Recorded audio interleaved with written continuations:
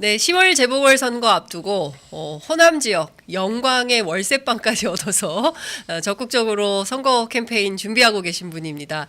조국혁신당의 조국 대표 오랜만에 모셨습니다.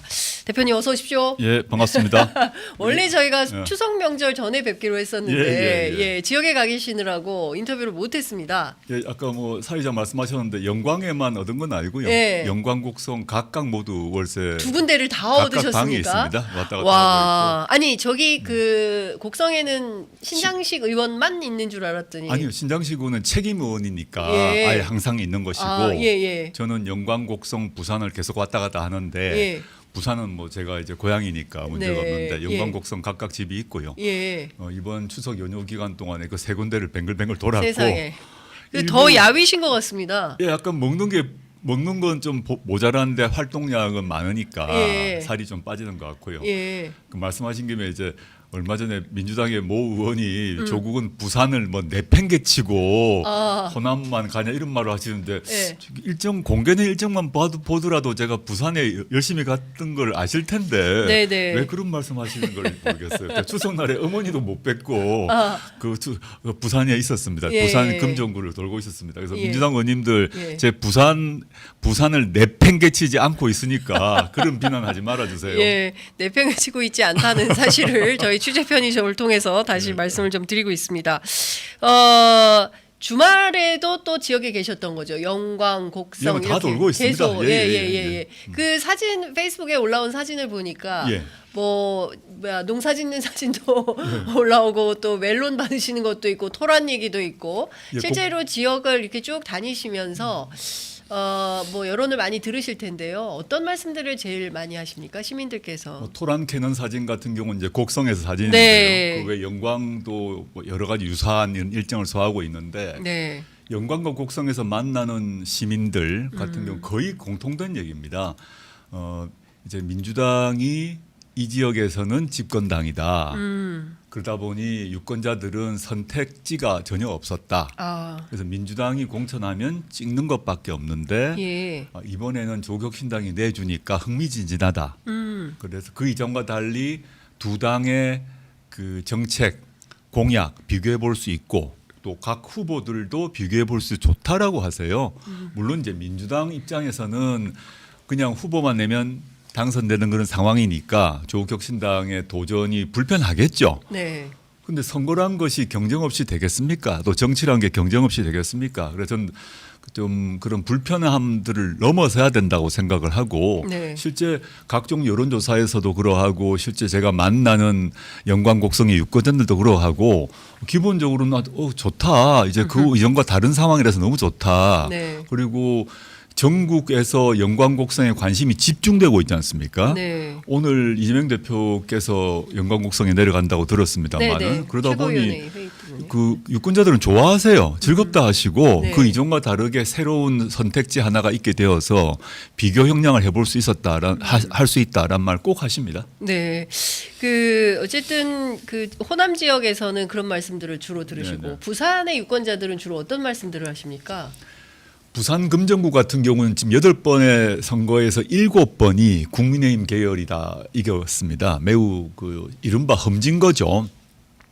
그래서 조국혁신당과 민주당이 따로따로 있으면 필패해야 한다는 것은 상식에 속하기 때문에 제가 이제 그 저도 그랬고 후보도 그랬고 빨리 단일화를 하자. 그럼 단일화 테이블을 만들어야 되지 않겠습니까? 네. 그리고 단일화 방식도 논의를 하자라고 얘기를 했고 가능하면 후보 등록 전에 하자라는 얘기를 여러 번 했는데 지금 이 순간까지 민주당은 답은 없습니다. 그래서 뭐 단일화 저는 결국은 하실 거라고 생각을 하는데 예. 저는 후보 등록하고 공보물 뭐 발송하고 이런 절차를 다 끝나고 하게 되면 네. 비용도 비용이지만 유권자 입장에서는 좀 헷갈릴 수 있거든요. 저는 그래서 단일화를 빨리 하고 누가 되든 간에 네. 저는 후보들이 공개 토론하고 시민들이 그 지역 유권자들이 판정하고 난 뒤에 뭐 여론조사 등의 방식으로 단일화되면 조국혁신당하고 민주당이 공동선대위원회를 만들어서 네. 공동선거운동하고 예를 들어서 뭐 저도 또는 이재명 대표도 부산에서 같이 선거운동하면 되잖아요. 네. 뭐 몇 가지 좀 여쭤봐야 될 것 같은데 예. 일단 이재명 대표하고 사이가 좋으시지 않습니까? 예. 그 백주 각 일병 하실 정도로 사이가 좋으신데 이걸 뭐 두 분이 좀 만나서 정치적 타협 또는 뭐 정치적 협상을 해보실 수도 있는 거 아닙니까? 저는 뭐 얘기할 시간이 온다고 봅니다. 근데 지금은 보니까 이제 예. 경쟁으로 들어간 국면이기 때문에 예. 그 경쟁을 먼저 해야 되는 상황 같고 어느 시점이 되면 네. 어떻게 이거를 정리할 것인가에 대한 얘기는 해봐야겠죠. 근데 예. 지금은 조국혁신당이 이제 뛰어들면서 특히 호남에서의 경쟁이 그 치열해지니까 민주당의 뭐 최고위원분들, 국회의원분들이 아주 공격을 하고 계셔서 네. 지금은 만나서 얘기하기가 좀 곤란한 상황이 아닌가 싶어요. 이 대표님 하고 네. 문자 메시지 주고 받으시고 계십니까? 최근에 못했네요. 그렇군요. 그 제가 이제 그 민주당 패널이 없으니까 예, 예. 민주당 입장에서 좀 여쭤보면 예, 물론입니다. 예. 호남에서는 경쟁하자고 하면서 부산에서 단일화하자고 하면 이게 가능한 정치 캠페인인 거냐? 너무 상식적인 캠페인이죠. 왜냐하면 차이가 있는 게 호남은 조국혁신당이 되건 민주당이 되든 관계없죠. 왜 관계없냐?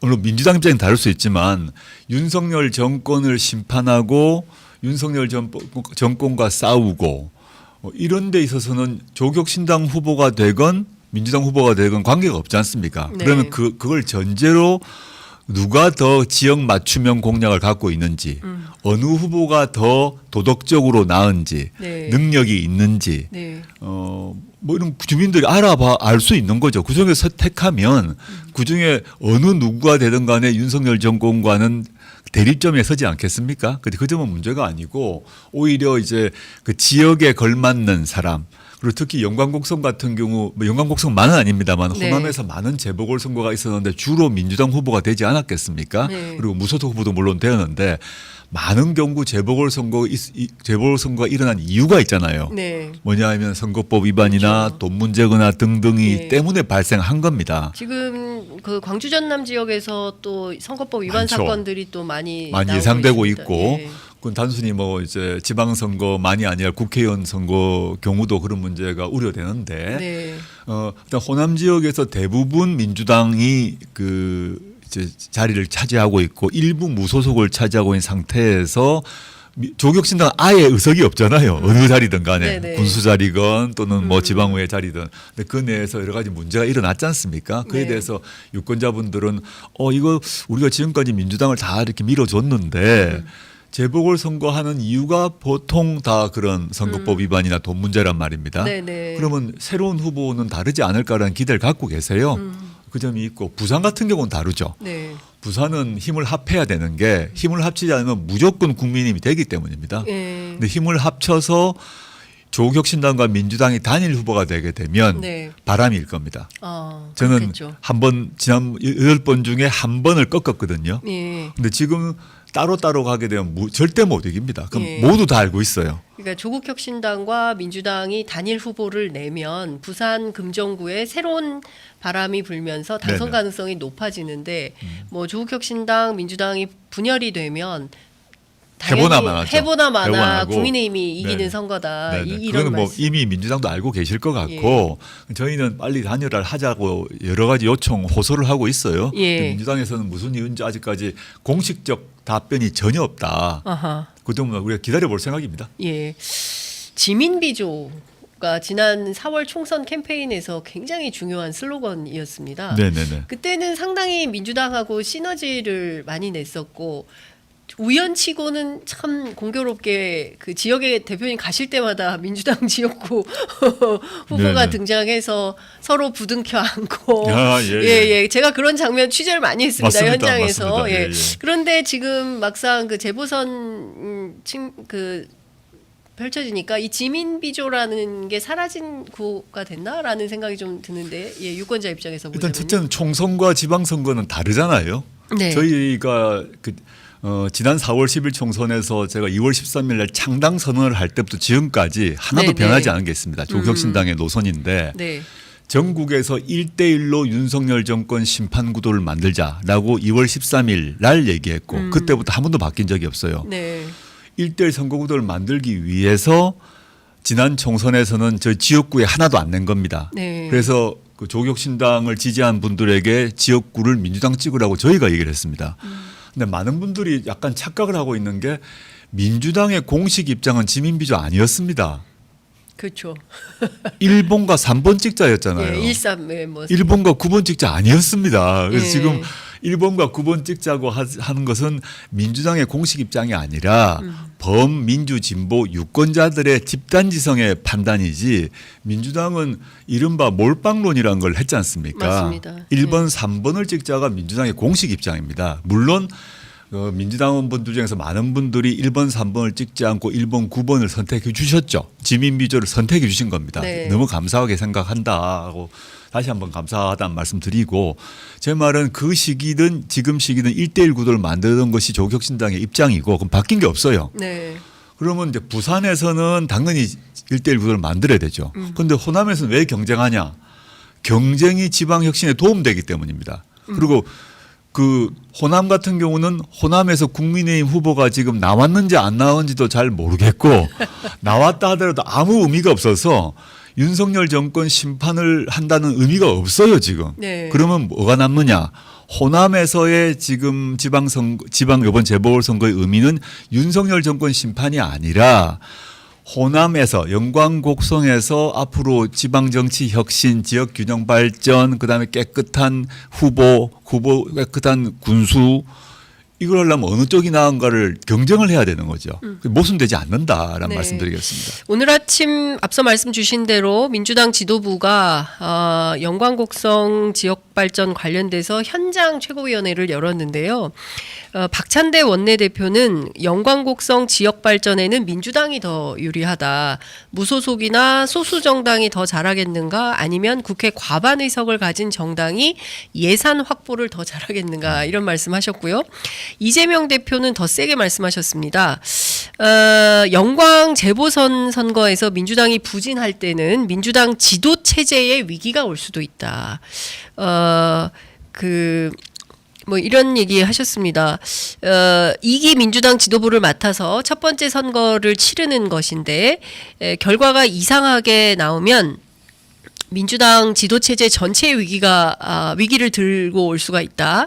별거 아니긴 하지만 이런 얘기를 했다가 별거 아니긴 하지만이라는 발언은 주워 담으면서 좀 뭐 본인의 표현이 잘못했던 것 같다라고 했지만 소규모 보선이긴 한데 이게 가지는 의미가 적지 않다. 그러니까 무슨 얘기냐면 실제로 위기가 올 수도 있다 이렇게 판단을 하는 것입니다. 민주당에서 이제 영광곡성 선거 대책을 하기 위해서 현역 국회의원 또 전현직 도의원, 시의원 다 모아서 300명의 선거대책위원회를 만들었습니다. 300명. 300명. 어마어마한 규모죠. 예. 저희는 국회의원 다 해도 12명밖에 안 되고 12명을 부산, 영광, 곡성에 나눴기 때문에 네. 그 각 지역별로 의원은 4명씩밖에 안 됩니다. 그리고 저희 조직 규모가 민주당에 비하면 뭐 20분의 1도 안 되죠, 아예. 예. 그리고 그 영광곡성 선거에 대해서 얼마 전에 우리 김민석 최고위원이 문자를 보냈는데 보니까 뭐 동네 선거 이런 말을 썼더라고요. 왜 예. 동네 선거에 조국혁신당이 관심을 갖느냐 그러면서 서울에는 왜 신경 안 쓰냐 이렇게 했던데 역설적으로 저는 동네 선거라고 생각하지 않아요. 매우 중요한 의미를 갖는 지역 혁신, 지방 정치의 변화를 도모할 수 있는 첫 번째 단추라고 생각합니다. 그래서 저는 동네 선거라는 표현을 쓰지 않는데 하여튼 근데 동네 선거라고 김민석 의원이 얘기했던 바로 그 지역에 300명으로 구성된 메머드 선대위를 만들었지 않습니까? 네. 저는 이 점에서 근데 그에 비하면 조국혁신당은 정말 규모가 적어요. 그런데 왜 영광곡성에 가면 많은 사람들이 현장에서 그렇고 여론조사에 있어서도 비등비등하냐. 이거를 봐야 된다고 봅니다. 조직적 규모에서 비교도 안 되고 저희는 신생정당이고 국회의원 수로도 171대 12인데 왜 현장에는 그런 비등비등한 결과가 지역 방송, 지역 언론에서 나왔지 않습니까? 그 이유는 지금까지 민주당에 대해서 호남 그 유권자들이 존중을 하고 또 필요성을 당연히 인정을 합니다. 그런데 지금 특히 지방선거에서 민주당 후보가 뭐 시장, 시장, 군수, 시도의원이 되었는데 그 뒤로 여러 가지 문제가 발생했다는 건 다 알고 계세요. 중앙에서 말을 하나하나 안 하고 저도 하나하나 개별 사건에서 말은 하지 않겠습니다. 네. 어떤 일이 있었는지 왜 재보궐선거가 일어난지는 다 알고 계세요. 네. 그렇기 때문에 지역의 유권자분들은 이제는 경쟁이 필요한 것 같아. 민주당이라고만 해서 찍어주는 것은 아닌 것 같아라고 말씀하시는 거고 네. 이번에 나온 민주당의 후보, 혁신당 후보를 비교해 보시고 계세요. 그전 비교를 하지 않으셨죠. 네. 그거 말씀드리고 싶고 박찬대 대표께서 그런 말을 하신 아까 들어보니 저는 못 들었습니다만 저도 최고위원회가 있어가지고 네. 못 들었는데 예산 필요하죠. 당연히 예산 필요할 때는 그는 그 민주당과 조국혁신당 힘을 합해서 예산을 마련할 것인데 예산 문제와 관련해서 저는 이런 말씀 꼭 드리고 싶은데 민주당에서 확정하지는 않았지만 종합부동산세 폐지 또는 대폭 완화를 주장해왔지 않습니까? 네. 지금 확정은 안 졌어요. 네. 조국혁신당은 당의 반대해오고 있습니다. 종부세. 예. 근데 이게 연관곡선과 직결되는 문제입니다. 종부세를 폐지하거나 대폭 완화하게 되면 법에 따라 종부세를 강남 3구 등에서 걷어가지고 법에 따라 지방교부세로 가서 지방에 가게 돼 있거든요. 그렇습니다. 근데 그걸 없애고 어떻게 연관곡선 예산은 어떻게 확보하죠? 다른 데서 가져옵니까? 그 답을 하시면 좋겠다. 네. 저는 연관곡성에 예산을 배치하는 거 옳다고 생각해요. 네. 지방에 또 예. 부산 금정구까지 예산 배정하는 거 옳다고 생각하고 지역 균형 발전을 위해서 지방으로 더 많이 가야 된다고 생각하는데 네. 지금 민주당이 공식적으로 확정은 않았지만 지금까지 계속 주장해오고 있는 종부세 완화 또는 폐지의 그 노선이 확정된다면 네. 연관곡성으로 가는 돈이 없어지죠. 대폭 줄죠. 돈줄이 막히는 거네요. 네. 예. 그 지역별로 차이가 있습니다만은 뭐 특히 전남 전북 같은 도시 말고 네. 전남 전북 쪽 같은 경우는 심지어 100억씩 없어지거든요. 지역 예산이 100억이면 엄청난 겁니다. 네. 그 지역 군민들이 한 2만여 명 되는 걸로 그럼요. 알고 2만 있는데. 3만 정도인데 예, 예. 이 문제를 얘기를 하고 저는 네. 예산 확보를 얘기하시는 게 맞다 생각하고 그래서 예. 제가 종부세 논쟁이 됐을 초기부터 계속 강조를 하고 있는 게 네. 종부세 문제가 단순히 이제 세금의 원칙, 뭐 돈을 많이 받은 번 사람이 부동산으로 돈 많이 번 사람이 세금 내야 된다는 문제가 아니라 노무현 정부 때 종부세를 걷어서 지방으로 가도록 딱 세팅을 해뒀는데 네. 종부세가 없어지거나 줄면 지방이 바로 타격받는다. 이걸 어떻게 할 거냐는 얘기를 해왔지 않습니까? 네. 이 대해서 민주당은 공식적 입장을 표시하지 않고 있는데 네. 그 말씀을 해주시면 좋겠다 생각을 하고 저는 이재명 대표께서 뭐 지도체계 체제 위기 말씀하신 것 같은데 저는 약간 뭐 선거용 엄살이다 생각을 하고요. 예, 선거용 엄살이다. 예, 예. 이재명 예. 대표께서 지금 확고하게 민주당에서 확고한 지도력을 갖고 계시잖아요. 예. 그리고 이재명 대표께서 대권 후보에서 압도적 1위를 하고 계시지 않습니까? 네. 근데 뭐 조국혁신당이 영광곡성에서 군수 하나 가져간다고 뭐 이재명 대표의 그 당내 지도력 또는 대권 후보로서의 뭐 위치가 흔들리겠습니까? 네. 저는 선거를 하시다 보니 예. 이재명 대표께서 약간 엄살 피신다 생각합니다. 저희가 영세 정당은 저희가 영세 정당이에요. 예. 거긴 대기업 정당입니다. 저 엄살 예. 피시는 것 예. 같다. 이렇게 예. 저 조크를 합니다. 예. 예, 영세 정당, 대기업 정당, 예, 편의점에 오셔가지고 자, 이것 좀 여쭤보겠습니다. 네. 사실 그 많은 시민들께서 지금 가장 중요한 정치에 대한 지난 총선 때도 마찬가지고요. 윤석열 정권에 대한 엄중한 심판론입니다. 왜냐하면 지난해에 있었던 그 10월 재보선 강서구청장 보궐선거에서도 윤석열 정권에 대한 분명한 심판 태도를 국민들께서 보여주셨고 마찬가지로 지난 총선에서도 그렇습니다. 그런데 이번 10월 재보선에서 공교롭게 호남, 그다음에 영남, 그리고 수도권인 강화군수, 그리고 이제 서울교육감 이렇게 이제 5군데 선거가 있는 것인데요. 이 선거에서도 윤석열 정권에 대한 심판론이 작동하기 위한 그런 어떤 프레임을 야권 정치인들이 좀 짜주기를 좀 기대하는 게 전반적인 민주진보 진영의 어떤 유권자들의 판단이 아닌가. 그러니까 저는 분열하지 말아라. 네, 당연하리라고 라는 메시지가 생각하고요. 있습니다. 예. 윤석열 정권 심판은 지난 총선에 그 유권자들의 집단지성인 지민비조를 통해서 심판을 했지 않습니까? 네. 그래서 민주당과 조국혁신당이 모두 이기는 결과를 낳았고 앞으로 대선에서도 당연히 윤석열 정권 심판하고 제4기 민주정부 세워야죠. 그 과정에서 조국혁신당은 당연히 그게 협력할 것이고 오히려 민주당보다 더 세게 윤석열 정권 심판을 지금도 하려고 노력하고 있고 앞으로도 할 것입니다. 그래서 이번 11.6 재보궐선거만 가지고 얘기를 해보게 되면 윤석열 정권을 심판하려면 강화 부산에서 심판을 해야 되죠. 강화 부산에서. 예. 예. 강화와 부산 재보궐선거가 있지 않습니까? 예, 예. 거기서 압도적으로 지금까지 계속 국민의힘 후보가 당선돼 왔어요. 네. 거기서 윤석열 정권을 심판하면 거기 단일화해서 심판하고 네. 호남에는 국민의힘 후보가 있는지도 없는지도 모른다는 얘기입니다. 아까 존재감이 말씀드렸지. 없다. 예, 예. 당선될 그렇죠. 가능성 예. 마이너스 100%입니다. 예. 거기서 윤석열 정권 심판을 하기 위해서 혁신당을 찍으면 안 된다는 게 논리적으로 틀린 말이잖아요. 호남은 이중적 과제가 같습니다. 네. 호남이란 정치 지역. 지형에서는 한편으로는 윤석열 정권을 심판해야 된다는 과제가 있고 네. 다른 한편으로는 호남 지역 정치의 혁신이 필요하고 호남 지역 정치의 경쟁이 필요하다는 과제가 동시에 있습니다. 그걸 다른 지역과 똑같이 봐서는 안 된다. 국민의힘이 발붙일 수 없는 지역이지 않습니까? 그만큼 호남 유권자들의 정치의식이 높아요. 민주화 진보에 대한 열망도 강하고 그건 당연히 알고 계세요. 예. 그래서 제가 거리에 만났을 때 제가 뭐 페이스북에도 쓰고 했습니다마는 네. 곡성에 아침 6시 반에 곡성 대중목욕탕에 갔습니다. 저하고 네. 신장식 후보하고 박웅도 후보하고 남탕에 가서 이제 몸 담그고 이렇게 있는데 앉아 계신 곡성 목욕탕에. 네, 목상에 예. 이제 목 담그고 앞에 그 유권자들이 계실 거 아닙니까? 예, 예. 이런 뭐 몸 불리고 뭐 씻고 한 사이에 얘기를 할 수밖에 없지 않습니까? 네, 네, 네. 그분들이 왔다 갔다 하시면서 하는 얘기가 다 똑같으세요. 아, 잘 왔다 환영하고 예. 어떤 분은 혁신당 지지한다 그러고 어떤 분은 나는 민주당 지지한다 말하세요. 아예 제 앞에서. 예. 그건 뭐 솔직하게 얘기를 하시면서 네네네. 나는 민주당 지지해. 나는 뭐 당신 혁신당 지지해 이런 말 하세요. 그렇지만 예. 동시에 얘기하는 건 뭐냐 하면 이번 지방선거에는 경쟁하고 대선에선 협력할 거지 이렇게 그건 물론이죠. 네네. 제가 답하고 예.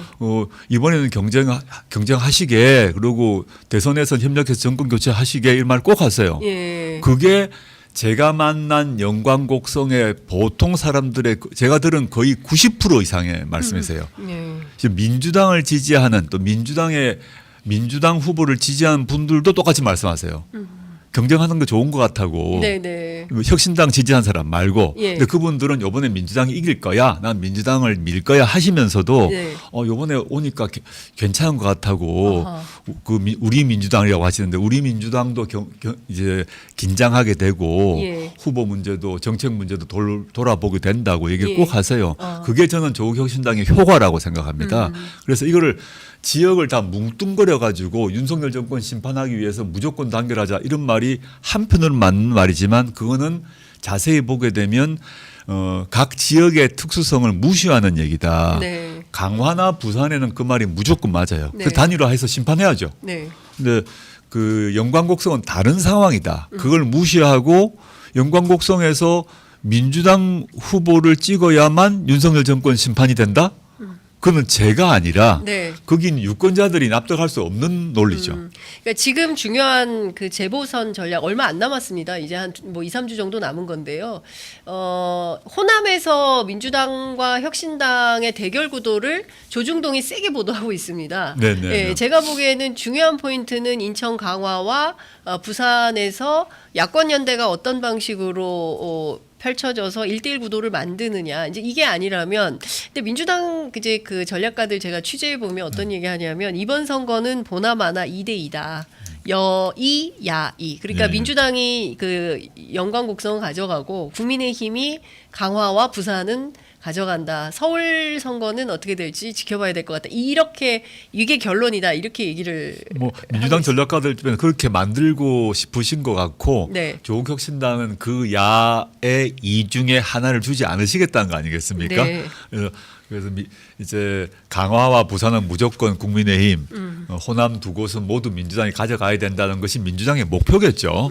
그거는 뭐 제가 탓하지 않습니다. 네. 근데 저는 아까 얘기했던 호남 지역에서 유권자들의 열망도 그러하고 또 앞으로 정권 교체를 위해서도 그러한데 호남에서 조국혁신당과 민주당이 경쟁하는 것이 오히려 윤석열 정권 심판과 정권 교체에 도움을 준다고 저는 확신합니다. 네, 이것 좀 여쭤보겠습니다. 조국혁신당이 뭐 군수이긴 하지만 호남의 지역구에 깃발을 꽂는다는 것은 굉장히 큰 의미가 있을 것 같은데요. 대표님께서 판단하시기에 어느 정도 수익까지 좀 의미를 부여하고 계십니까? 저는 이거 2월 13일 날 제가 창당 선언 이후부터 일관되게 한 말입니다. 네. 그 윤석열 정권 심판하는데 해야 된다. 1대1 구도를 만들자는 의미 속에서 여러 인터뷰가 있었어요. 그 과정에 저는 호남에서는 경쟁해야 된다. 근데 예를 들어서 수도권 같은 경우는 단일화해야 된다. 얘기를 계속 해왔습니다. 네, 지금 네. 갑자기 새로운 얘기를 하는 게 그렇습니다. 아닙니다. 예. 아니고요.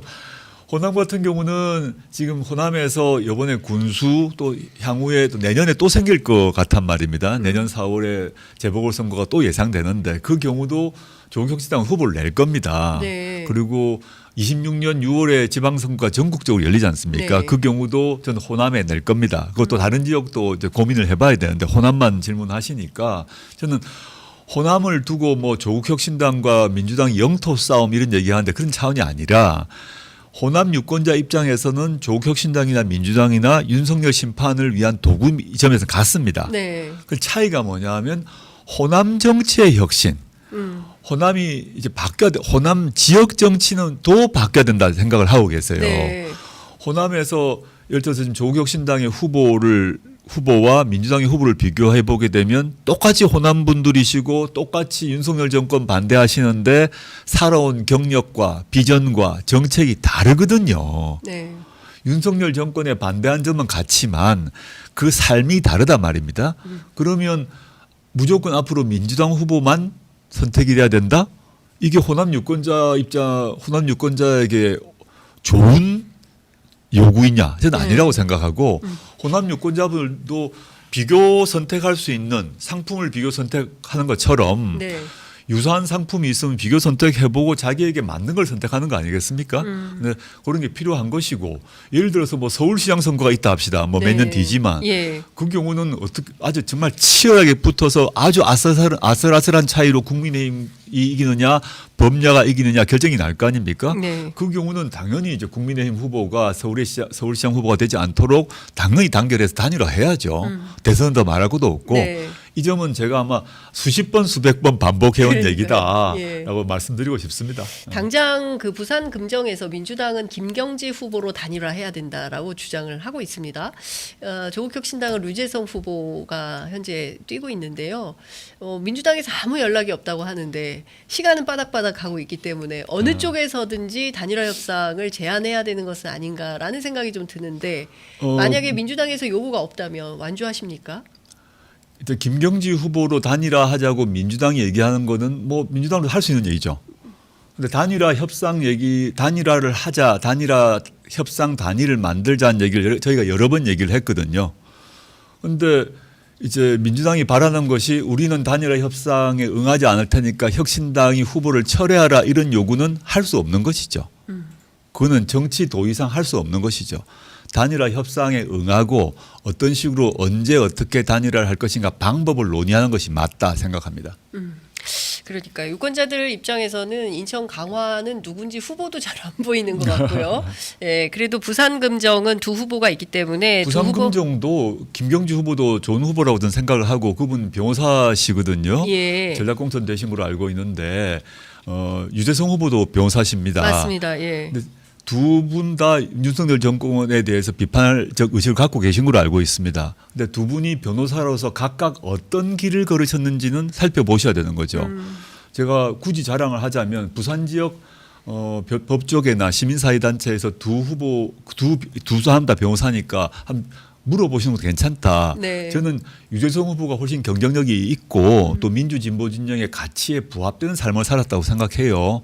민변 사무처장 하셨고 평생 돈 벌지 않고 인권운동 하셨고 부산시에서도 감사위원회 위원장 하시면서 산하기관들 엄격히 감독하고 이런 역할을 하셨거든요. 물론 김경지 후보도 열심히 사셨다고 생각합니다. 그러면 네. 민주당은 또 김경지 후보의 장점을 또 강조하시지 않겠습니까? 네네. 여하튼 어느 경우든 두 분이 부산 금정구 발전을 위해서 누가 더 고민을 많이 했고 누가 더 좋은 정책을 가지고 있는지는 토론을 해봐야 되죠. 네. 그저 시간을 빨리 갖자는 겁니다. 네.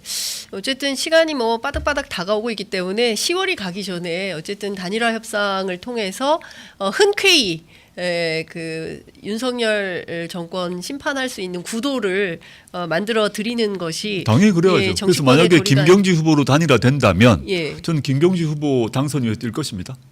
예. 김경지 후보로 단일화되면 김경지 후보 당선을 위해서 조국혁신당이 함께 뛸 것이다. 반대의 경우 민주당도 그렇게 하셔야겠죠. 예. 알겠습니다. 이 선거가 돌아오니까 또 다시 예, 격해지고 있기 때문에 예, 제가 자 선거 얘기는 이 정도로 하고요. 예. 대통령 체코 순방 마치고 돌아왔는데 후폭풍이 엄청나게 셉니다. 일단 체코 대통령이요. 이게 뭐 계약서가 완전히 체결되기 전까지는 뭔가를 확언할 수 없음을 기자회견장에서 밝혀서 논란이 커지고 있고 원래 갈 때는 원전 잭팟을 얘기했는데 24조가 안 될 것 같다라는 후문이 계속 나오고 있습니다. 이번에 왜 갔을까요? 어떻게 보십니까? 그 프라하의 연인 뭐 이런 거 찍으러 갔나요? 그래. 프라하의 연인. 네. 뭐 농담이고요. 예. 지금 체코 원전 문제 같은 경우는 지금 사실 법적인 문제가 제일 남아 있는 게 지적재산권 문제입니다. 이게 이제 미국 웨스팅하우스와 지적재산권 분쟁이 해결이 안 됐어요. 네. 전혀 해결이 안 됐어요.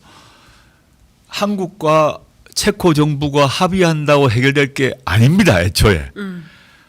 원전 기술을 갖고 있는 지적재산권을 갖고 있는 웨스팅하우스와 합의가 돼야 됩니다. 그런데 웨스팅하우스는 그걸 합의를 안 해주고 있어요. 그래서 체코 대통령이 그렇게 말한 걸 알고 있습니다. 최종 계약 체결 전까지 확실한 것이 없다는데 그 문제가 이제 웨스팅하우스 지적재산권 문제 해결됐는지를 따져봐야 되고 네. 두 번째 그것이 물밑 협상에서 해결되었다면 저는 우리나라에 매우 불리한 조건으로 타결이 되고 있을 것 같은 느낌이 좀 있습니다. 불리한 조건으로요. 그러니까 뭐 그 가격이건 예. 그다음에 계약 체결 이후에 다른 부대 약속이 있을 수 있거든요. 예. 그러니까 윤석열 정권 입장에서는 지금 이룬 성과가 하나도 없잖아요. 그런데 체코 이걸 지금 해서 뭔가 업적으로 내세우고 싶어서 안달이 났다고 저는 생각하고 과거에 이명박 정부가 그 과거에 다 결국은 다 망한 것으로 엉터리라고 났습니다만은 전 세계에 자원 개발한다고 난리를 쳤죠. 자원외교. 예. 자원외교 한다고. 맞습니다. 예. 그 자원외교에서 남미에 어디 가서 뭐 광산을 인수했다는데 모두 엉터리였지 않습니까? 맞습니다. 어마어마한 돈을 날렸지 않습니까? 네.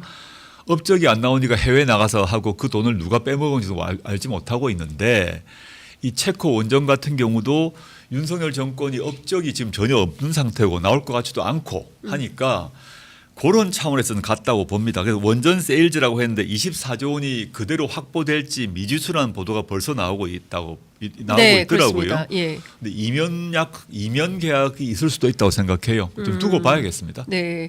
그러니까 야권에서 추정하기로는 6조 한 6천억 정도가 맥스지 24조는 말도 안 된다. 이제 이런 얘기들이 나오고 있기 때문에 네. 실제로 이걸 성과라고 하기에는 좀 어려운 거 아닌가. 지지율은 좀 올랐습니다. 오늘 아침 발표된 리얼미터 조사에 따르면 3%포인트 상승한 걸로 나오는데 체코 다녀온 영향일까요? 저는 아니라고 생각하고요. 리얼미터 오른 거는 이번 추석 연휴 기간 동안에 조사했던 지난 추석 연휴 기간 동안에 했던 여론조사 아닙니까? 네. 그래서 응답자의 그 분포가 달랐다고 봅니다. 예. 체코가 영향을 준 게 아니라 아하. 그 연휴 기간 동안에 응답을 누가 했는가에 따라 달라졌기 때문에 저는 오르고 있는 게 아니라고 보고요. 이번 주 진행되는 여론조사를 봐야 된다고 생각하고 네. 이번에 리얼미터 같은 경우는 그 표본 집단이 좀 다른 것 같더라고요. 제가 이렇게 얼핏 봐도. 네네네. 그래서 이번 주 지나고 다음 주 초에 발표되는 걸 봐야 될 것 예. 같아. 지난주에 한국갤럽은 하지 않았지 않습니까? 맞습니다. 그 전에 예. 20% 했는데 예. 저는 그 뭐 일부 반등이 있겠으나 결국은 19, 18로 가는 상황으로 시간 문제라고 생각합니다. 19%나 18% 정도로 이번 주 여론조사 갤럽 조사에서 떨어질 걸로 전망하신다. 한국 갤럽 조사에서 이번 다음 주 발표 그 다음 주 예. 앞으로 한 달 정도 내로 저는 특별한 변화 없다면 19, 18로 갈 것이라고 보고 네.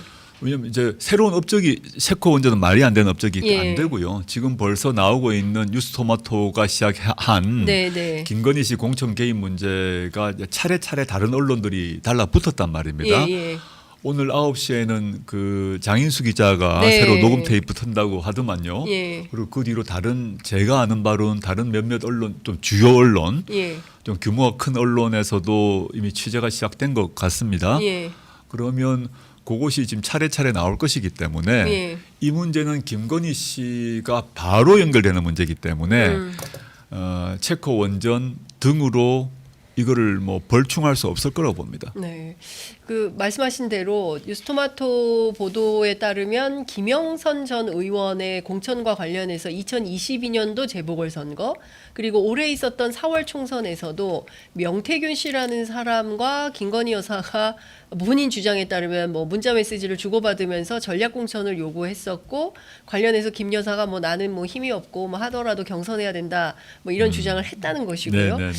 뭐 복잡합니다. 개혁신당이 뭐 7불사 회동까지도 했었던 걸로 전해지고 있는데. 저는 이제 뭐 그 이렇게 까식거리는 차치하고 두 가지만 말씀드릴 수 있는 게 김영선 의원 경우는 이미 다 알고 있는 바고, 근데 김웅 의원이 말하기를 네. 이 명태균 개입으로 실제 공천 받아서 성공한 사람도 있다는 거죠. 즉 김영선 외에도 더 있다는 것이죠. 그렇죠. 그건 예. 더 있다는 것이고 예. 두 번째는 명태균 씨가 무슨 해명을 한 걸 제가 봤는데 네. 여하튼 명태균 씨의 말에 따르더라도 명태균 씨와 김건희 씨가 소통을 했다는 직접 거죠. 했다는 거죠. 예, 직접. 김건희 씨가 왜 경남에 있는 정치 컨설턴트하고 왜 소통을 합니까? 그리고 그 사람을 왜 대통령 취임식에 왜 거의 VIP, A급 VIP석에 초청했습니까? 예. 여사님 초청입니다. 예. 그 여사께서 그런 사람과 왜 소통을 했는지 거기에 초점이 있는 거죠. 그리고 공개된 녹취를 보게 되면 김건희 씨도 명태균 씨도 국민의힘 공관위원이 아닙니다. 맞습니다. 예. 공관위원이 아닌데 예. 공관위 결정상을 하루 전에 먼저 알았어요. 예. 먼저 알고 서로 교류하고 그걸 보고를 했어요. 김건희 예. 씨에게. 예. 이건 이제 이게 뭔지가 핵심인 거죠. 왜 국민의힘 공관위원 아닌 사람에게 네. 공관위의 공식 결정 전에 네. 그 내용이 가느냐, 예. 그리고 그걸 변경하려고 시도했느냐. 이 점에서 100% 저는 이거는 이제 당무 개입이라고 보고요. 예.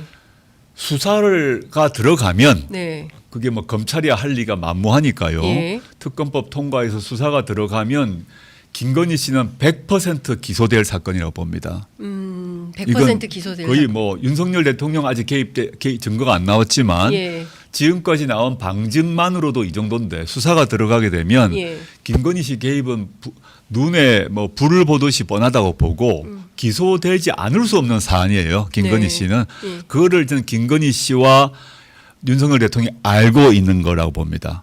알고 있기 때문에 결사적으로 예. 특검법을 거부하겠죠. 예. 그런데 국민의힘 내부에서는 예. 이제 더 이상 김건희 씨를 방어하기 힘든 상태가 되었다고 봅니다. 어느 누구도 나서서 이 명태균 문제를 방어하지 않고 있습니다. 예. 필리버스터도 안 하기로 했더라고요. 뭐 필리버스터 안 한 이유가 두 가지로 추측할 수 있는데 하나는 추석 때 많이 너무 힘들어가지고 네. 다음 날에 밤새기 싫다 예. 이거거나 예. 안 그러면 자기 이름과 자기 얼굴을 내고 그걸 옹이 못 해주겠다. 옹이는 못 해주겠다. 예. 라고 해서 무산 예. 필리버스터 안 한 거라고 생각을 하는데 저는 후자라고 생각하고요. 실제 국민의힘 의원들이 네. 지금 명태균 이 게이트가 열렸지 않습니까? 네. 명태균 게이트 뒤에 김건희가 있다는 얘기는 국민의힘 의원들 다 알고 있습니다. 그 말을 안 할 그래요? 뿐이지 다 알고 있어요. 그냥 다 알고 있다. 알고 네. 있는데 예. 용산 눈치 보기 때문에 비판도 못하고 그렇지만 자기의 정치적 미래를 생각해서 옹호도 못하는 상황이다라고 보이고 그거 되면 한동훈 대표도 마찬가지겠죠. 한동훈 대표가 국민의힘 비대위원장으로서 공천 다 자기 도장 찍었지 않습니까? 그렇습니다. 근데 이 과정을 몰랐겠어요. 다 알았죠. 그래서 막았나요? 한동훈 허들에 막혀서 김영선 공천이 불발됐다라는 뭐 내용의 저도- 뉴스토마토 보도인데요. 저도 뭐 알 수가 없고요. 그래서 김건희 씨가 화가 나서 또 화가 윤석열이 나서. 화가 나서 한동훈에 대해서 화가 났다라고 예. 추측할 수 있는데 그까지는 뭐 추측인 것 같고 이번에 저기 체코 가실 때 악수도 안 하시던데요. 멀리서 그냥 목례만. 뭐 밥도 따로 안 먹는다는 얘기, 먹고. 밥도 따로 안 먹는다는 예. 얘기고 뭐 앞으로 국민의힘 뭐 최고위원들하고 밥 먹는데 한동훈 대표가 따로 먹자 그랬는데 아직 답을 안 줬다는 거 안 좋죠. 아닙니까? 예, 예. 저는 그거 문제 외에도 여러 가지가 있다고 봅니다. 있는데 그 한동훈 대표가 김건희 특검법 관련해서 최상병 특검법 관련해서 제3자 추천 얘기를 했으니까 그때부터 뭐 시작됐겠죠. 근데 네. 김건희 여사의 그 국정 개입 또는 당무 개입, 지금은 당무 개입 문제가 나온 겁니다.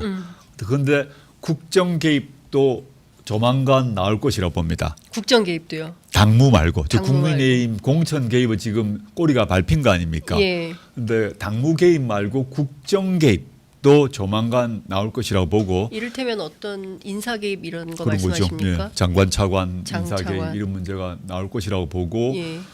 그리고 지금 이제 부속실이 있지 않습니까? 예. 부속실 지금 제2부속실 만들었죠. 예. 그 이전에는 부속실이 없었고 대통령 비서실을 윤석열 대통령과 공유했지 않습니까? 네네. 그러면 뭐 시간의 문제겠습니다만은 영부인은 그 보고를 받으면 안 됩니다. 법률적으로요? 당연하죠. 예. 대통령이 아닌데 대통령 보고를 영부인이 같이 받았다. 받으면 안 된다는 거죠. 제 말은. 근데 예. 받았는지 안 받는지 이런 문제가 따져봐야 될 것입니다. 청와대 과거 청와대 비서관 행정관 어느 누구도 영부인에게 보고하지 않습니다. 근데 용산 대통령실에 수석이든 비서관이든 행정관이든 누구든 간에 한 명이라도 네. 김건희 씨에게 보고를 했다면 예. 국정농단입니다. 저는 했다고 추측합니다. 예. 제가 확실한 물증이 나오기 전까지는 추측이라는 건 말씀드리는데 예. 이제 그 문제가 새롭게 드러날 것이라고 좀 예상하고요. 즉 당무 개입과 국정 개입 양쪽 모두에 김건희 씨의 연관이 드러날 것 같다라고 저는 생각하고 그 경우는 전 김건희 씨는 처벌을 피할 수 없다. 윤석열 대통령이 막고 또 막아서 임기 때까지 막더라도 다음 정권 때는 반드시 기소될 겁니다. 반드시 기소될 거다. 그 조국 혁신당에 제보가 좀 오는 건가요? 뭘 좀 많이 알고 계신 것 같은 느낌을 제가 받습니다. 상세한 말씀 안 드리겠습니다. 예. 그 지금 오늘 밤 9시에 새롭게 나오는 또 다른 공천 개입 의혹 사건은 대통령실 행정관하고 개입이 되어 있고 뭐 저도 또 따로 알아본 바에 따르면 이현모 전 비서관하고도 연관이 좀 되어 있는 걸로 보입니다. 이건 또 차원이 다른 문제인 것 같거든요. 대통령실 뭐 행정관 출신의 폭로라고 한다면 이건 어떻게 봐야 될까요? 어마어마한 핵폭탄급의 폭로가 터지는 거 아니겠습니까? 그 장윤수 기자가 짧게 맛배기 영상 공개를 보니 음성이 나오더만요. 음성이 나오더라고요. 예. 보니까 짐작이 되는데 그 전문이 곧 뭐 9시인가 공개되었으니 그때 봐야 될 것 같고 전 장윤수 기자 외에도 다른 기자분들도 그 테이프 아닌 다른 테이프 또는 유사한 걸 뭐 갖고 있는 것 같아요. 그래서 지금 취재 경쟁이 슬슬 이제 붙기 시작한 것 같고 조중동이라고 하는 우리나라 이제 보수 언론들이 참전을 할 것인가 여부를 고민 중에 있는 것 같습니다. SBS까지는 들어왔지 않습니까? 네. JTBC는 이미 들어왔고. 예. 근데 조중동이 들어간다는 얘기는 이거는 이제 들어가는 순간 김건희 씨는 바로 종을 치는 거죠. 바로 종을 치는 거다. 윤석열 대통령을 못 건드리겠지만 김건희 씨는 끊고 가자라는 결단을 국민의힘 내부에서 또는 조중동에서 조만간 할 것이라고 봅니다. 그 명태균 씨의 녹취긴 한데 그 뉴스토마토 보도에 따르면 2022년도 총선 재보선 당시에 윤석열 대통령에게 본인이 이제 전화를 했더니 대통령이 나는 김영선이라고 했는데 이런 표현이 있어요. 그러니까 무슨 얘기냐면 대통령과 본인이 그러니까 윤핵관들이 대통령 이름 팔아서 김종양 후보를 공천하려고 해서 그건 안 돼서 본인이 직접 대통령에게 전화를 해서 김영선으로 바꿨다라는 걸 과시하는 그런 내용인데요. 만약에 대통령이 정말 그 명태균 씨와의 통화에서 나는 김영선이다라고 말을 했다고 하면 그러면 저는 이제 부부가 이게 지금 다 실제 윤석열 대통령과 통화를 했고 그런 말을 했다. 그럼 저는 사적으로 그런 대화는 할 수 있다고 생각해요. 대통령도 여러 아는 사람과 통화할 수 있는 거죠. 근데 그걸 넘어서 사적으로 나는 이제 뭐 김영선이야란 말을 넘어서 국민의힘 공천 과정에 본인이 개입했다면 예. 윤석열 대통령이 그럼 똑같이 이제 김건희 씨와 똑같이 문제가 되고 그다음에 저는 이 명태균 씨가 정치 컨설턴트였다는 거 아닙니까? 네. 수많은 뭐 보고서도 만들고 기사들 만들어서 기사를 네. 내도록 그 뭐 지역 했다는 언론에게 거. 알리고 본인이 열심히 뛴 것으로 알고 있는데 네, 본인이 지역 언론을 운영하기도 했다는 거죠. 하고죠. 예. 여러 가지 또 보고서나 기사도 작성했다는 건데 네. 그리고 본인이 또 여론조사 네. 대선 시기에 여론조사도 직간접적으로 관여했다라고 알려져 있는데 저는 주목을 하고 있는 게 지금 공개된 거 말고 왜 어떻게 윤, 김 두 사람이 명태균 씨와 각각 사적으로 소통을 하고 있었을까? 네. 아주 긴밀했다는 걸 예. 보여줍니다. 예. 전 대통령이 또는 영부인이 정치 컨설턴트와 통화한다는 걸 상상을 해본 적이 없어요. 근데 그 정도 가깝다는 얘기지 않습니까? 예. 그럼 제가 하나 더 꼭 확인해야 될 것이 과거 박근혜 정권이 무너지게 된 계기가 뭐냐면 정윤회 문건입니다. 그렇습니다. 정윤회 문건입니다. 예. 이 말씀 왜 드리냐면 만약 명태균 씨가 작성한 각종 보고서가 예.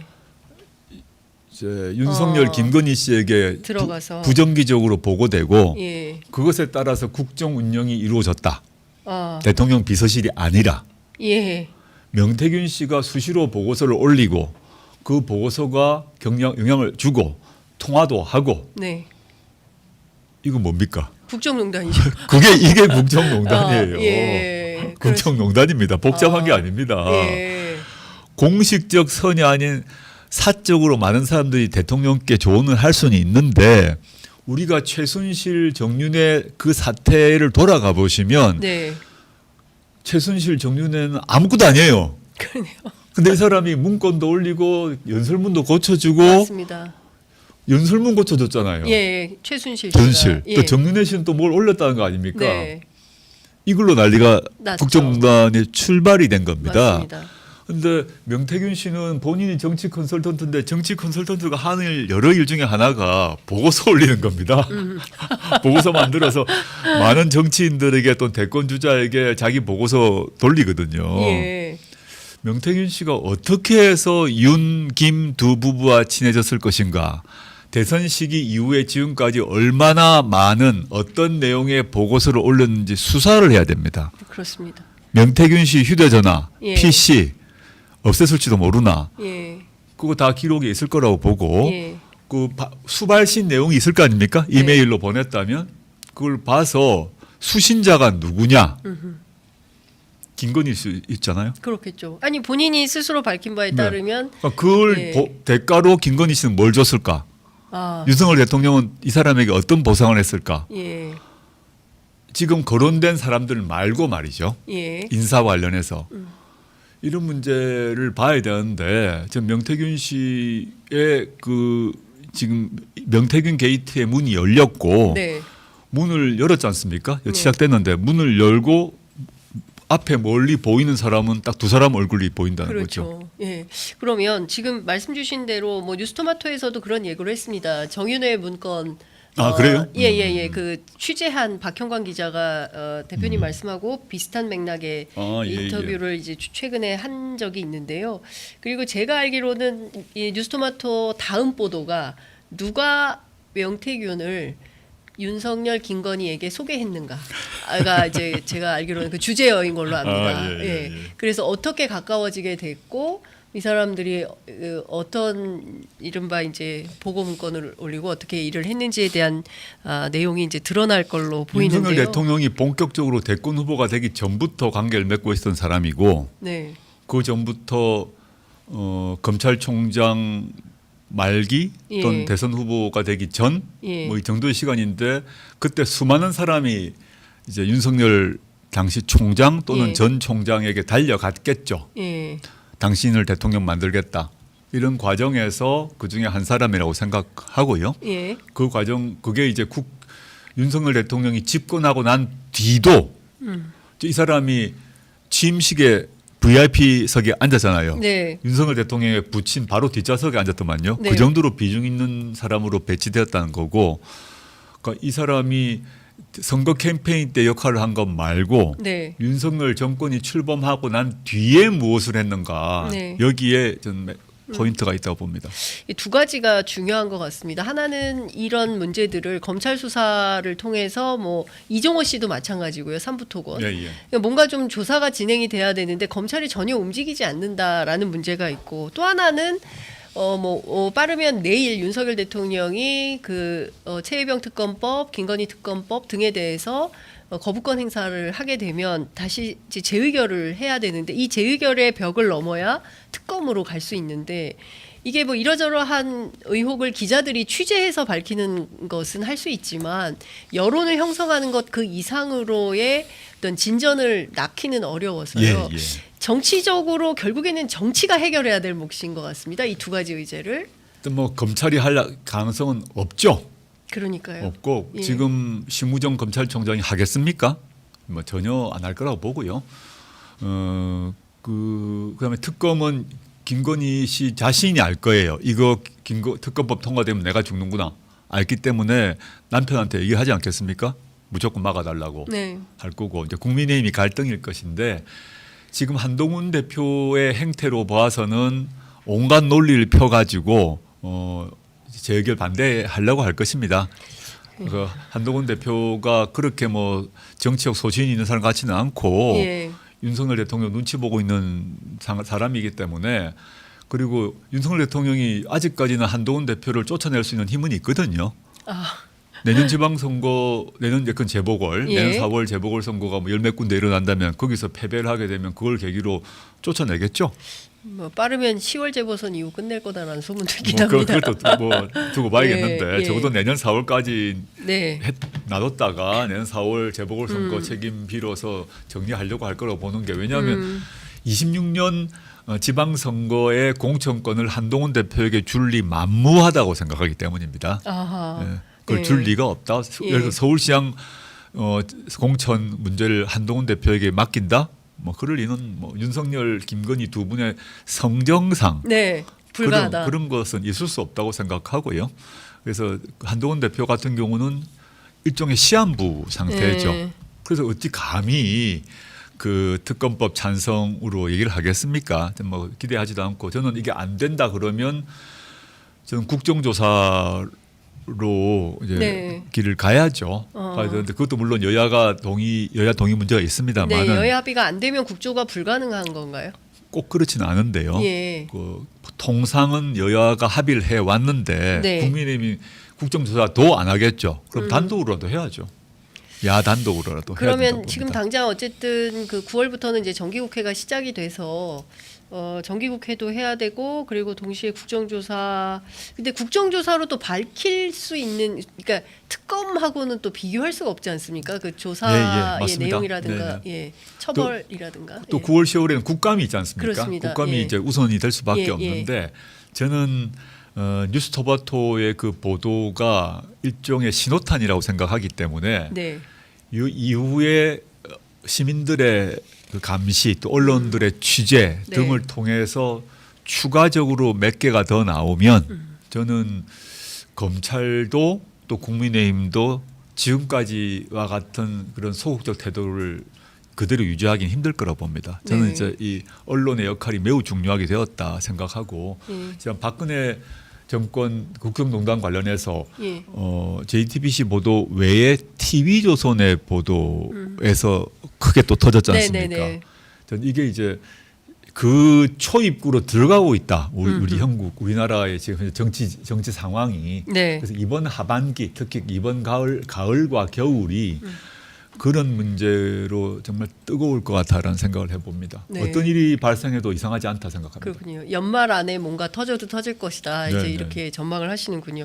그런데 한 가지 한동훈 대표도 그렇고 이준석 대표도 그렇고 김건희 여사와 관련해서는 굉장히 모호한 스탠스를 오히려 윤석열 대통령에게 굉장히 단호한 분들이 왜 김건희 여사와 관련해서는 이렇게 온건한 태도를 보이는 걸까요? 누가 실권자인지 알아서 그런 거 아닙니까?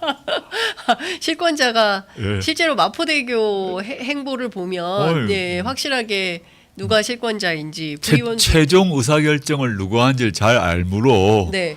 저는 다 알아서 눈치를 알아서 긴다고 합니까? 시쳇말로 예, 그런 예. 상태다. 그리고 거기 심기를 건드리면 살아남지 못한다. 예. 이런 생각을 하고 있는 것 같아요. 예. 국민의힘 의원들이 그런 것 같습니다. 예. 여전히 이제 8석의 정치력이 굉장히 중요하고 국민의힘에서 넘어와야 되는 표가 있는 것인데 이게 선의에만 기대서 될 것인가 아니면은 좀 정치력을 발휘해야 될 필요는 없는 것인가에 대해서도 좀 고민이 있으실 것 같습니다. 글쎄 말입니다. 8명이 이제 오셔야 되는데 지금 당장 8명이 다 채워질지는 아직 알 수가 없다. 근데 지난번 그 최혜병 특검법 때 일부가 왔지 않습니까? 그거보다 많지 않을까 생각을 해보는데 통상 이런 경우 국민의힘의 소장파 의원들이 나서서 이건 합시다라고 해야 돼요.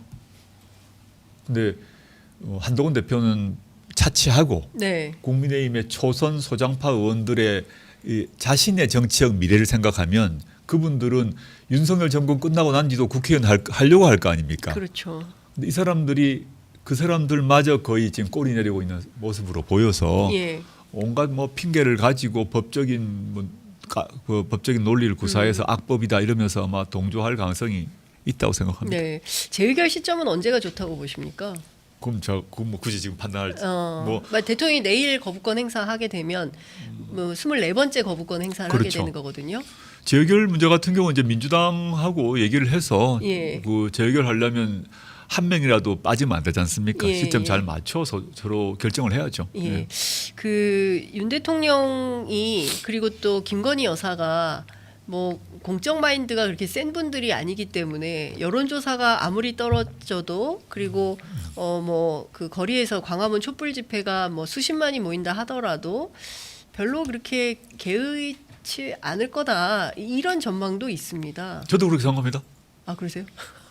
그분들이 뭐 국민들의 마음을 읽거나 또는 여론조사에 신경을 쓰거나 그럴 분이 아니죠. 일단 민주공화국의 지도자 또는 그 지도자의 부인으로서의 최소한의 필요한 소양이 있단 말입니다. 예. 그게 저는 없는 사람이라고 생각합니다. 물론 그 이전에 이제 뭐 능력이나 자질이나 품격은 다 말할 것도 없고 그 이제 민주공화국의 지도자 같은 경우는 그 정치사회 공동체를 구성하는 국민들과의 교감과 이 정치적, 사회적, 문화적 교감 그걸 중시해야 되지 않습니까? 반응이 있어야 되잖아요. 반응을 해야 되는데 그럴 생각이 전혀 없는 것 같아요. 그 나는 뽑혔기 때문에 네. 5년 동안은 내가 마음대로 할 수 있어. 너희들 떠들든지 말든지 알아서 해. 난 5년간 내 마음대로 하고 그 뒤로는 내가 퇴임 대통령으로서의 권한을 누리면서 연금 받고 살 거야. 이 정도 생각을 하고 있기 때문에 저는 뭐 웬만한 걸로는 전혀 이제 그 통상에 말하는 대화를 통해서 설득을 통해서 생각을 바꿀 가능성은 전혀 없다라고 생각합니다. 그 체코 언론 보도도 전혀 안 부끄러울까요? 반국가 세력의 음모라고 생각하지 않을까요? 체코까지 반국가 세력이 있다고 생각할까요? 한국의 반국가 세력이 체코에 영향을 줘가지고 그런 악질적 보도가 나왔다고 생각하고 예. 뭐 혼내고 그러겠죠. 그래도 즉각적으로 사기꾼이라는 제목은 바꾸도록 조치를 한 거 보니까 네. 대통령실이 그 일은 하고 있는 것 같습니다. 네. 그 오늘 아침 그 속보 나온 걸 보면 대통령실에서 그 미국 대선 앞두고 북한이 7차 핵실험 할 가능성이 높다고 전망을 하고 있다는 건데요. 경우에 따라서 북한 이슈를 가지고 뭐 계엄 이런 얘기 민주당에서 하고 있는데요. 조국혁신당에서도 그 부분까지 염두에서 보고 계십니까? 전 계엄을 실제 할 가능성은 매우 약하다고 생각합니다. 아, 그건 이제 계엄 민주당에서 여러 얘기하시는 제가 들었고 그런 네. 우려에 대해서는 저도 이해가 되는데 윤석열 정권이 실제 계엄령을 발동할 것인가 그거는 뭐 가능성이 매우 낮고 실제 그런 일이 발생하면 진짜 뒤집어지는 거죠. 그 폭력적으로 뒤집어지는 거죠. 그렇게 되면 예. 폭력적으로 뒤집어진다. 예, 그런 정권을 국민들이 용납할 리가 없죠. 예. 그 총을 가지고 진압을 하려고 그러는데 국민들이 가만히 있겠습니까? 저는 뭐 있을 수도 없는 일이라고 생각하고요. 예. 그런 일이 이제 있어서는 안 된다고 경고 차원에서 여러 국방위 위원들이 말씀하시는 거로 저는 이해하고 있습니다. 알겠습니다. 이제 시간이 다 돼서 마무리해야 될 것 같은데요. 끝으로 한 말씀 듣고 마무리하겠습니다. 예, 안녕하십니까. 조국혁신당 대표 조국입니다. 조국혁신당이 10월 16일 재보궐선거에 뛰어들다 보니 지난 총선에서 조국혁신당을 지지했던 분들 중에서도 이런저런 의견이 나온 것 같습니다. 근데 제가 여러 번 말씀드렸습니다만은 조국혁신당은 윤석열 정권을 심판하고 정권 교체를 해야 된다는 점에 있어서는 어떠한 변화도 없습니다. 그걸 위해서 민주당보다 더 강하고 세게 지금도 뛰고 있습니다. 근데 재보궐선거 같은 경우는 총선이나 대선과 다른 성격을 가집니다. 그 지역에서 어떤 정치인이 필요한지, 그 지역에서 어떤 정책이 필요한지를 세밀하게 따져야 됩니다. 특히 호남 경우에 있어서는 조국혁신당과 민주당의 후보의 인품, 능력, 도덕성, 정책 따져보고 판단하는 것이 지역민의 선택지를 보장하는 것이라고 생각을 하고요. 부산 금정구나 강화 같은 경우는 단일화해서 윤석열 정권, 특히 국민의힘 후보를 심판해야 되는 거죠. 이게 조국혁신당의 확고한 입장이라는 점 다시 말씀드리고, 조국혁신당 민주당에 비하면 영세정당에 불과합니다. 많이 지켜봐 주십시오. 감사합니다. 네, 예, 많은 댓글에서 많은 시민들께서 조국혁신당 또 조국 대표 응원하시는 메시지가 많이 올라오고 있습니다. 한 달에 한 번씩만 이렇게 모실 수 있으면 좋을 것 같습니다. 저도 대표님. 그랬으면 좋겠는데 대략 한 달에 한 번 정도 나가는 걸로 하고요. 예. 지금 선거 때문에 그러니까요. 제가 오늘은 그 아침에 이제 최고위원회가 있어서 네. 지금 마치고 오늘 또 부산으로 갑니다. 네. 이 지금 요거 바로 마치고 바로 끝나자마자. 부산으로 예, 가고 예. 내일 오늘 밤에 부산 선대위 마치고 오늘 밤이군요. 목포로 예. 가서 내일 아침에 아이고야. 목포 일정, 그 다음에 네. 영광 곡성 예. 이렇게 이어집니다. 예, 지난 저희가 4월 선거 때는 길거리에서 많이 뵀었는데, 예, 저희가 또 준비해서 채비해서 또 현장에서 뵐 수 한 번 더 있기를 불러주십시오. 하겠습니다. 오늘 말씀 잘 들었습니다. 감사합니다. 예, 감사합니다.